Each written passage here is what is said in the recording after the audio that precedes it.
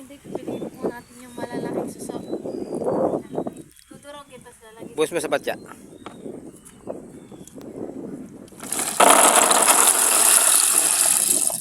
Yung kanyang pagkain ng itik.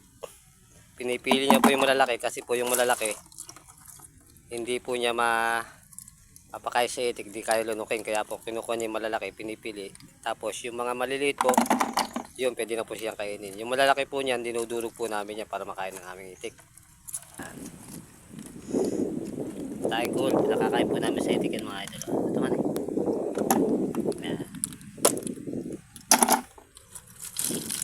Dito nalagay maliliit para bukod.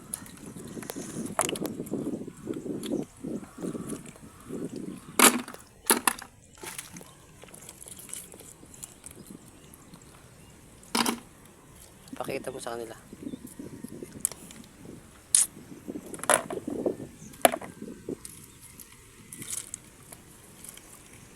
Napili na po namin yung mga suso. Ito ngayon, Pangmaga. ang maga, ito mamayang hapon, and magbukas. And lalagay natin ito doon, mga ikain tayo doon sa bibi, papakain ng ating bibi. Itik.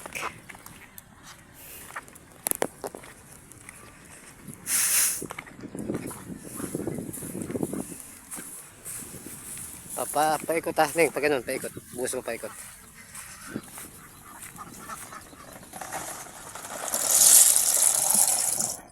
Hindi maabot. Tasagay mo ng tubig. Mga alaga niyang itik. Nalagay na po natin yung Suso. suso.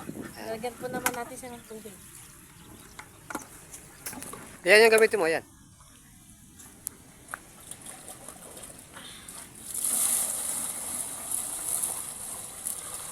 Kung makakain dahil nakakuha tayo tubig, dadalhin natin doon.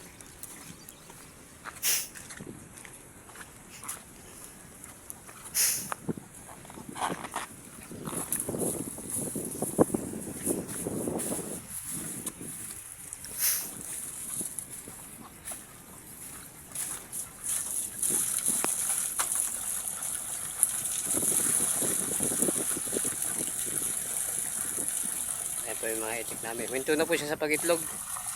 Gawa nung mga metali na po kasi mga bukid sa amin. Kaya pinakakain lang namin ang kuhol. Ayan, paalam ko na kainday. Maraming salamat po. Paalam po.